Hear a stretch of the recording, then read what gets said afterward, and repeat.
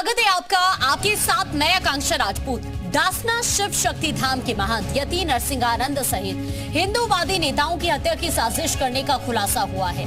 अलीगढ़ में पकड़े गए आतंकी अब्दुल्ला अरसलान और माज बिन तारिक ने यूपी एटीएस को बताया कि उनके द्वारा गाजियाबाद के दासना स्थित शिव शक्ति धाम के महंत यति नरसिंहानंद की रेकी की गई और उनके हर गतिविधि पर बारीकी से नजर रखी जा रही थी। यही नहीं, अन्य हिंदू संगठनों के प्रमुखों को भी निशाना बनाने की योजना थी। यूपी में आईएसआईएस पर बड़ा खुलासा। आतंकियों के निशाने पर हिंदूवादी नेता। जिहाद के नाम पर आतंकी प्लान। यति नरसिंहानंद को बम से उड़ाने का था प्लान।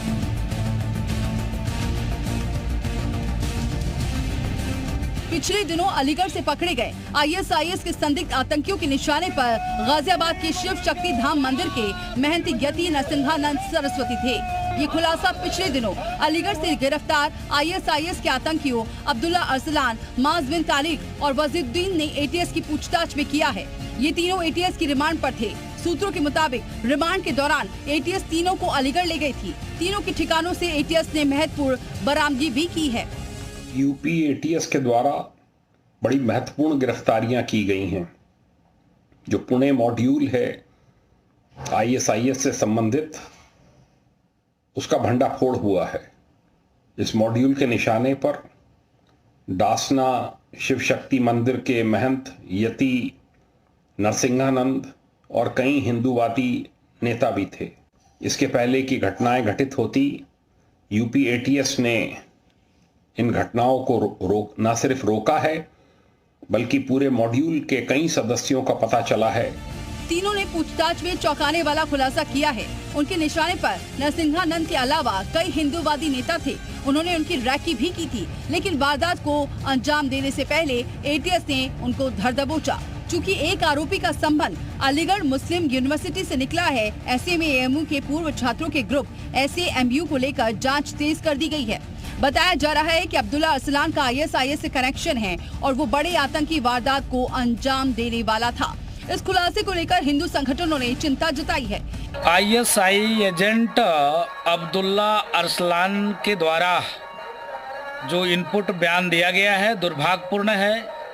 साधु संतों का और हिंदुत्ववादी नेता रडार पे वाकई में है। जिस प्रकार से इस्लामिक जिहादी, इस्लामिक आतंकवादी, हिंदुत्ववादी नेताओं को टारगेट किए रहते हैं, दुर्भाग्यपूर्ण है। जब तक ये देश सनातनी बहुसंख्यक हैं, हिंदू बहुसंख्यक है, तभी तक यह देश सेकुलर है। इससे पहले राजस्थान में कन्हैया लाल की हत्या में भी आईएसआईएस कनेक्शन की बात सामने आई थी। वहीं बीजेपी प्रवक्ता नुपुर शर्मा को भी जान से मारने की धमकी आतंकी संगठनों ने दी थी। अब ये मॉड्यूल यूपी में भी अपने पार पसार रहा है और इनके निशाने पर हिंदूवादी नेता हैं। ब्यूरो रिपोर्ट, जी मीडिया।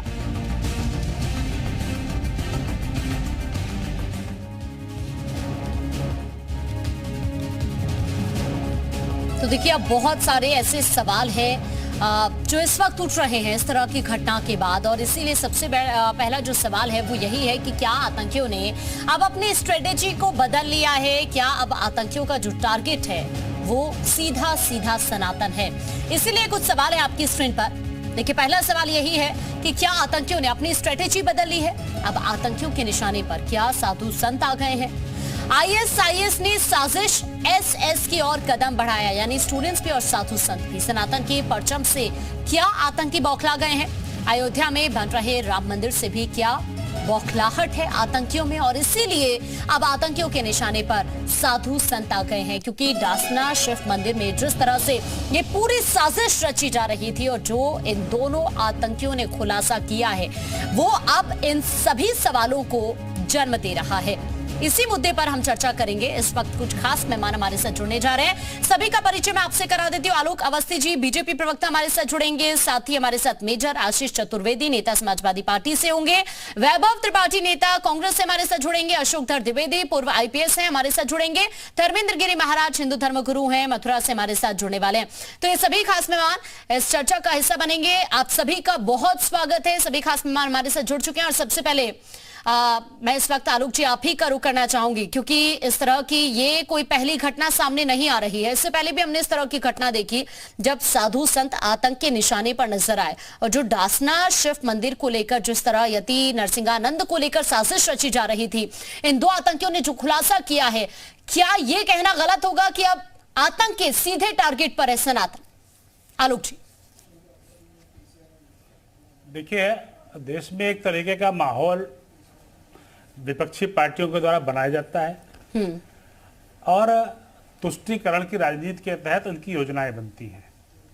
लेकिन यह बात भी सही है कि समाजवादी पार्टी की सरकार के समय पे तमाम आतंकवादी बड़ी घटनाएं इसीलिए हो पाई क्योंकि उनकी स्थायी नीति थी तुष्टीकरण, और तुष्टीकरण की वजह से जो आवश्यक कार्रवाई पुलिस करना चाहती थी वो नहीं कर पाती थी, उनको रोक दिया जाता था, उनको सुविधाएं नहीं दी जाती थी, पुलिस कर्मियों की बेहद कमी थी, भर्ती नहीं की जाती थी।